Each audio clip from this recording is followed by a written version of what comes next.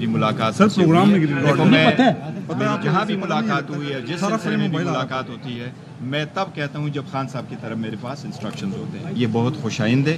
بات چیت ملک کے استحکام کے لیے ضروری ہے. ہمارے دروازے ہمیشہ بات چیت کے لیے کھلے تھے. اگر بات چیت آگے بڑھی تو اس سے ملک میں استحکام آئے گا. اگر ملاقاتیں ہو رہی ہیں، پازیٹیو وائبز آ رہی ہیں تو اعتماد بلڈ اپ ہوا ہے، تو یہ چیزیں ہو رہی ہیں نا. ہاں، میری آرمی چیف سے ملاقات ہوئی ہے. بیرسٹر گوہر کا اعتراف. کہا ملاقات بانی پی ٹی آئی کی اجازت سے کی. جو بھی کرتا ہوں بانی کی اجازت اور ہدایت پر کرتا ہوں. بانی پی ٹی آئی نے ملاقات کو خوش آئند قرار دیا. انہوں نے کہا ملکی استحکام کے لیے بات چیت ضروری ہے. بات چیت آگے بڑھے گی تو ملک میں استحکام آئے گا. علیمہ خانم نے بھی اڈیالہ سے نکل کر تصدیق کی کہ بھائی نے آرمی چیف اور بیرسٹر گوہر ملاقات کو خوش آئند کہا. بات چیت کے دروازے بند نہیں کیے، کوئی ڈیل نہیں ہو رہی. وزیر اعلیٰ کے پی علی امین گنڈا پور سے صحافی نے سوال کیا، سنا ہے ملاقاتیں ہو رہی ہیں، جس پر علی امین بولے اعتماد بحال ہوا ہے تبھی ملاقاتیں ہو رہی ہیں.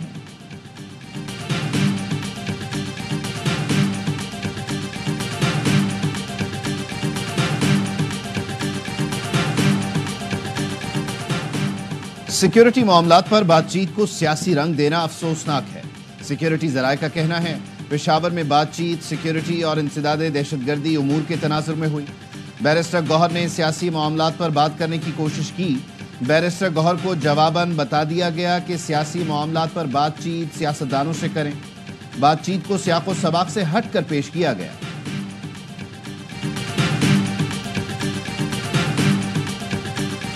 ملاقات تو ہوئی ہے وہاں پر. جس طرح میں نے ان کے 2-3 ٹکرز دیکھے ہیں اس بات کی تو میں تردید کروں گا. گوہر صاحب نے سیاسی بات کرنے کی کوشش کی تو ان سے کہا گیا آگے سے کہ وہ سیاستدانوں سے یا سیاسی جماعتوں سے جا کے بات چیت کریں. میرا نہیں خیال کہ اس قسم کی کوئی بات ہوئی. آرمی چیف سے ملاقات میں سیاست پر بات ہوئی. سیکیورٹی ذرائع سے چلنے والے کچھ ٹکرز کی تردید کروں گا. صاحبزادہ حامد رضا نے آف دا ریکارڈ میں ملاقات کا احوال بتا دیا. کہا پہلی ملاقات سیکیورٹی معاملات سے متعلق تھی، دوسری ملاقات میں موجود نہیں تھا. بیرسٹر گوہر ہی بتا سکتے ہیں کہ ملاقات میں کیا بات ہوئی. وزیر اعلیٰ کے پی نے بھی بتایا کہ 1-1.5 گھنٹے کی ملاقات ہوئی. محتاط ہو کر کہہ رہا ہوں سیاسی معاملات پر بھی بات ہوئی ہے. مشیر وزیر اعظم رانا ثناء اللہ نے کہا کہ آرمی چیف سے پی ٹی آئی والوں کی الگ ملاقات ہوئی ہے. پی ٹی آئی والوں نے وہی گلے شکوے کیے. مذاکرات اس لیول پر تو نہیں ہوتے. سنجانی جلسہ ملتوی کرانے اور 25 نومبر کی بات چیت کو بھی انہوں نے مذاکرات کا رنگ دینے کی کوشش کی تھی.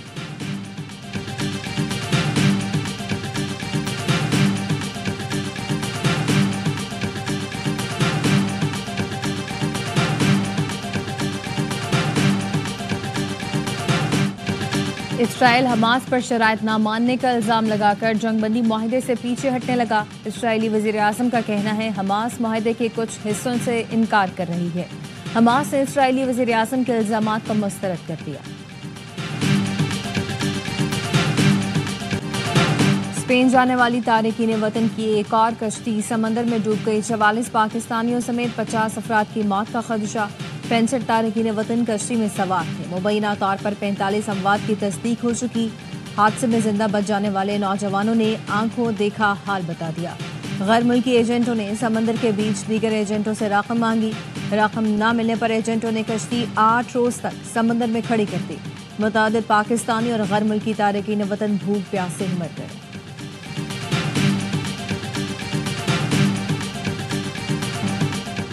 سرائے عالمگیر میں ننھی زہرا کا قاتل پڑوسی نکلا. پولیس نے محمد ندیم کو گرفتار کر لیا. ملزم نے 4 سالہ بچی کو زیادتی کے بعد قتل کرنے کا اعتراف کر لیا. زہرا 5 جنوری کو گھر کے قریب واقع خالہ کے گھر جانے کے لیے نکلی تھی اور اگلے روز محلے کے غیر آباد گھر سے اس کی بوری میں بند لاش ملی. پولیس نے ملحقہ گھروں سے 5 مشکوک افراد کو شامل تفتیش کیا. 3 مشکوک افراد کے پولیگرافک ٹیسٹ لینے کے بعد ان کے ڈی این اے سیمپل لیے گئے. ندیم کا ڈی این اے مقتولہ بچی کے سیمپل سے میچ کر گیا.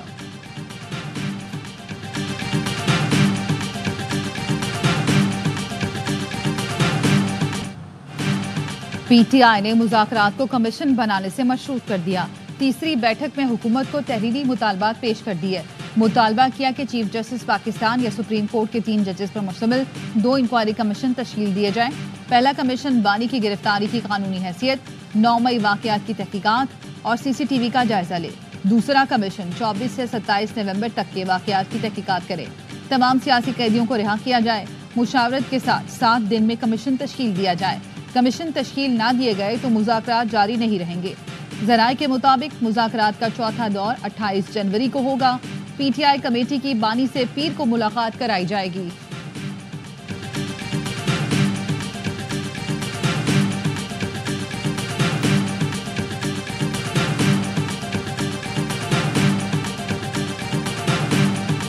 जो उन्होंने गवर्नमेंट को चार्टर ऑफ डिमांड दिया है, 2 बुनियादी मुतालबात, हमारा मैंडेट वापस किया जाए। दूसरा एक था कि जी तमाम मुकदमात जो हैं वो पॉलिटिकली मोटिवेटेड हैं, तो उससे वो जो है वो दस्तबरदार हो गए हैं। वज़ीर आज़म ने PTI के तहरीरी मुतालबात पर कमेटी तश्कील देती। राना सनाउल्लाह का कहना है अपोजिशन मैंडेट वापसी के मुतालबे से दस्तबरदार हो गई। कमीशन बनाने के मुतालबात पर कहा गया सुप्रीम कोर्ट के सीनियर जजेस इन चीज़ों को देखेंगे।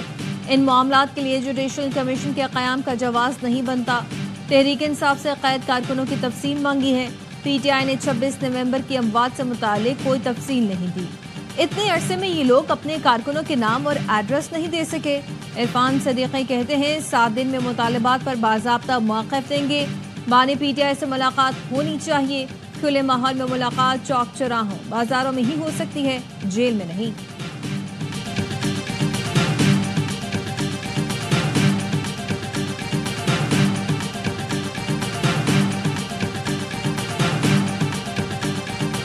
कमीशंस के हवाले से भी हुकूमत ने हमें बताना है इन्हीं 7 वर्किंग डेज के अंदर अंदर कि वो कब तक ये बनाएंगे और तभी आगे ये नेगोशिएशंस प्रोसेस चलेगा। हुकूमती मौक़िफ़ के बाद मुज़ाकरात का अमल आगे बढ़ेगा। हुकूमत ने जुडिशल कमीशन के हवाले से 7 दिन में जवाब देना है। अपोजिशन लीडर उमर अयूब चाहते हैं बानी PTI से मुलाकात आज़ादाना माहौल में कराई जाए। PTI मुज़ाकराती कमेटी के रुकन सलमान अकरम राजा ने कहा कमीशन के मामले पर इत्तफाक नहीं होता तो आगे नहीं बढ़ सकेंगे। असद कैसर बोले वक्त की ज़रूरत है, होश के नाखून लिए जाएं, मसाइल टेबल पर बैठकर हल किए जाएं। महमूद अचकज़ई ने कहा हमारी सफ आइन की बालादस्ती और पाकिस्तान को बचाने के लिए है।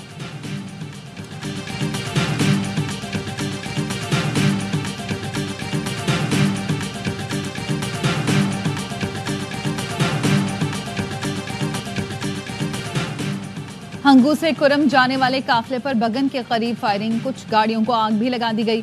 रॉकेट लगने से एक गाड़ी को नुकसान पहुंचा। पुलिस और दीगर कानून नाफिज करने वाले इदारे जाए वक़ुआ पहुंच गए। पाड़ा चनार, बगन और दीगर इलाकों के लिए 35 गाड़ियां शेख उर्नोश लेकर जा रही थीं। उधर बालिश खेल और कारखले में आज भी मोर्चे मसमार किए जा रहे हैं। ज़िला इंतजामिया का कहना है अब तक 7 छोटे बड़े बंकर गिराए जा चुके हैं।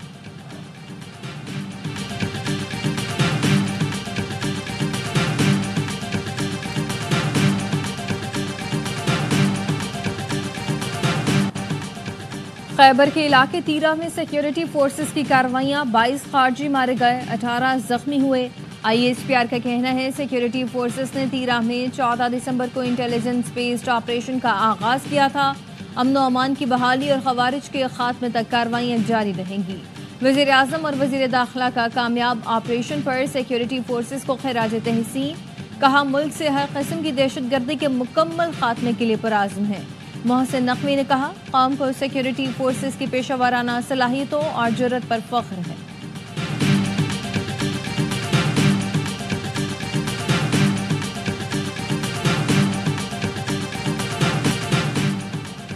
जलाओ घिराओ इंतशार की वजह से हम बहुत पीछे रह गए, दुनिया आगे निकल गई। जो किसी के बहकावे में आकर जेल चले गए उनको आज कोई पूछने भी नहीं आता। वज़ीर आला पंजाब मरियम नवाज का लैपटॉप स्कीम की तकरीब से खिताब। कहा बड़ी बड़ी बातें करना आसान है, उसको जेल में डाल दूंगा, मैं ये कर दूंगा। मैं भी जलाओ घिराओ की बात करूं तो आपका मुस्तकबिल तारीफ करूंगी। मुझे आपको तनज़्ज़ुली नहीं तरक्की का रास्ता दिखाना है। तमाम तलबा को 100% मेरिट पर स्कॉलरशिप दी गई। आइंदा साल स्कॉलरशिप की तादाद 50,000 तक लेकर जाएंगे।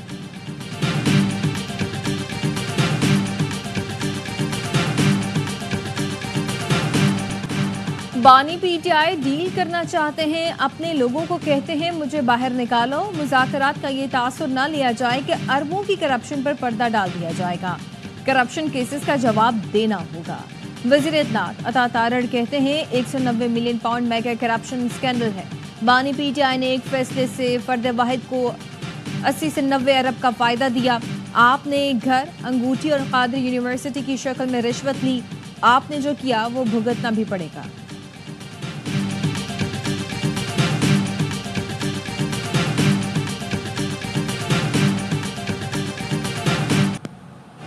کلبھوشن کے سوا اب تک کتنے سویلین کا ملٹری کورٹ میں ٹرائل ہوا؟ ڈیٹا کے ساتھ جواب دیں۔ سپریم کورٹ کے آئینی بینچ نے وزارت دفاع سے تفصیلات مانگ لی۔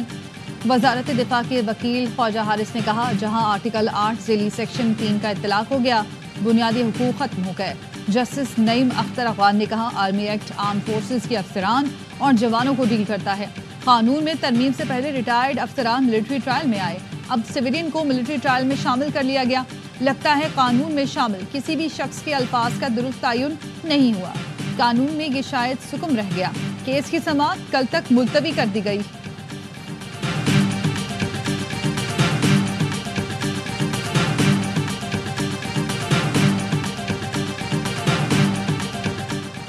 اسلام آباد ہائی کورٹ بار نے 26ویں آئینی ترمیم کے خلاف سپریم کورٹ میں درخواست دائر کر دی۔ آئینی ترمیم اور اس کے تحت ہونے والے تمام اقدامات کو کالعدم قرار دینے کی استدعا۔ درخواست میں وزارت قانون، چاروں صوبوں، جوڈیشل کمیشن آف پاکستان اور دیگر کو فریق بنایا گیا۔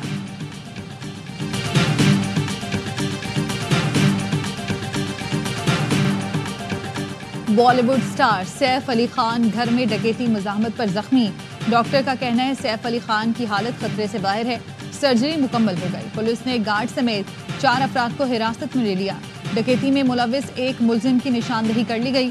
بھارتی میڈیا کا کہنا ہے سیف علی خان کے بیٹے ابراہیم نے گاڑی تیار نہ ہونے پر والد کو رکشے میں اسپتال پہنچایا۔ لوک سبھا کے رکن اسدالدین اویسی کا کہنا ہے بھارت میں مسلمان سیاستدان اور اداکاروں کو نشانہ بنایا جا رہا ہے۔ کانگریس نے بھی حکومت کی سیکیورٹی پر سوالات اٹھا دیے۔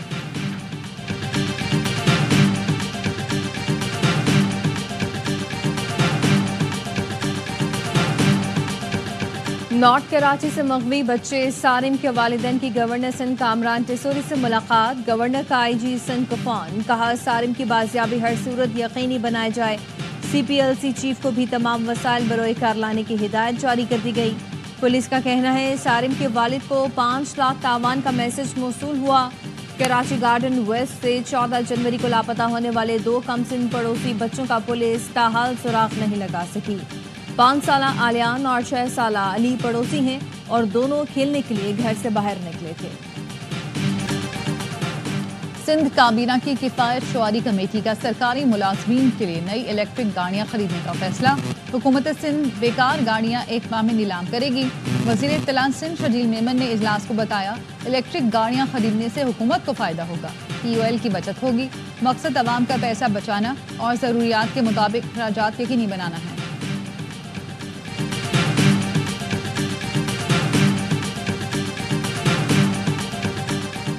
وزیر اعظم کی زیر صدارت چھوٹے اور درمیانے درجے کے کاروبار کے امور پر جائزہ اجلاس۔ وزیر اعظم کی یوتھ پروگرام کے تحت قرض کی رقم 5 لاکھ سے بڑھا کر 15 لاکھ کرنے کی ہدایت۔ وزیر اعظم نے کہا کاروبار کو سہولتیں دینے کے لیے ترقی یافتہ ممالک کے ماڈلز کا اطلاق یقینی بنایا جائے۔ ہم افرادی قوت کو چھوٹے اور درمیانے درجے کے کاروبار میں سہولت دینے کے لیے پرعزم ہیں۔ SMEs کو فروغ دے کر ملکی برآمدات میں اضافہ کرنا حکومت کی اولین ترجیح ہے۔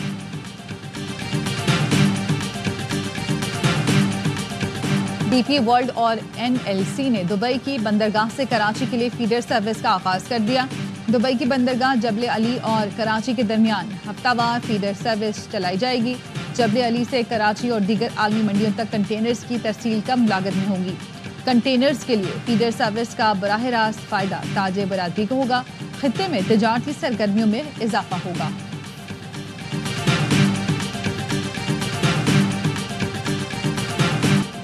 جامعات میں بیوروکریٹ وائس چانسلر کی تقرری۔ کراچی یونیورسٹی سمیت سندھ بھر کی جامعات میں تدریسی عمل معطل۔ جنرل سیکرٹری کا کہنا ہے جامعات میں بیوروکریٹ وائس چانسلر کی تقرری قابل قبول نہیں ہوگی۔ مطالبات نہ مانے گئے تو سندھ اسمبلی اور وزیر اعلیٰ ہاؤس کا گھیراؤ کریں گے۔ کسی جامعہ میں بیوروکریٹ کو VC کا عہدہ سنبھالنے نہیں دیں گے۔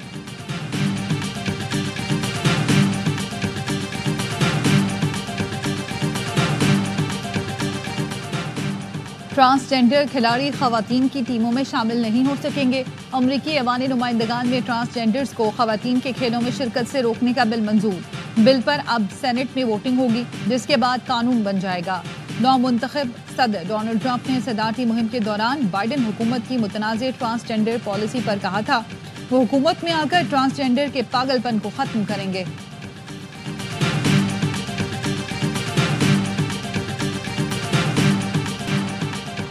لاس اینجلس میں امریکی تاریخ کی تباہ کن آگ 8 روز بعد بھی بے قابو، 25 افراد ہلاک اور 12,000 سے زائد مکانات تباہ ہو چکے۔ 40,000 سے زائد ایکڑ رقبہ جل چکا۔ مزید 88,000 افراد کو متاثرہ علاقے چھوڑنے کی ہدایت جاری کر دی گئی۔ پیسیفک پیلیسڈز میں 13 اور ایٹن میں 23% آگ پر قابو پایا جا سکا ہے۔ ریسکیو ٹیموں کو تیز ہواؤں کے سبب آگ بجھانے میں مشکلات کا سامنا۔ امریکی مسلمان لاس اینجلس میں متاثرین کی امداد کے لیے پہنچ گئے۔ امریکہ کی سب سے بڑی مسلم فلاحی تنظیم کی امدادی کارروائیاں جاری۔ ایکنا ریلیف کے سی ای او عبدالرؤف خان کہتے ہیں متاثرین کی ضروریات کے لیے دن رات کام کر رہے ہیں۔ ہمارا مقصد متاثرین کی زندگی کو دوبارہ معمول پر لانا ہے۔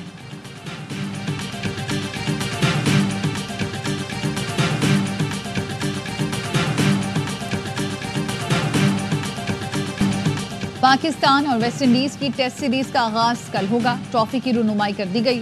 دونوں کپتانوں کا فوٹو شوٹ۔ شان مسعود نے کہا ویسٹ انڈیز کے خلاف سیریز میں اگلے سائیکل کی تیاری کریں گے، کوشش کریں گے ایسی ٹیم بنے کہ ہمیں ہرانا مشکل ہو۔ عباس کو کنڈیشن کی وجہ سے آرام دیا گیا۔ ویسٹ انڈین کپتان نے کہا سیریز کے لیے تیاری بہت اچھی ہے، میچ اے اسپورٹس پر براہ راست دکھائے جائیں گے۔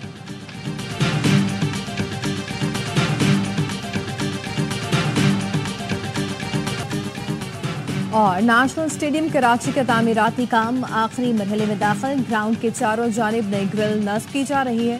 نئی عمارت کے اندرونی حصے میں تزئین و آرائش جاری ہے۔ ڈیجیٹل اسکرین کے لیے بھی فریم ورک مکمل کیا جا چکا۔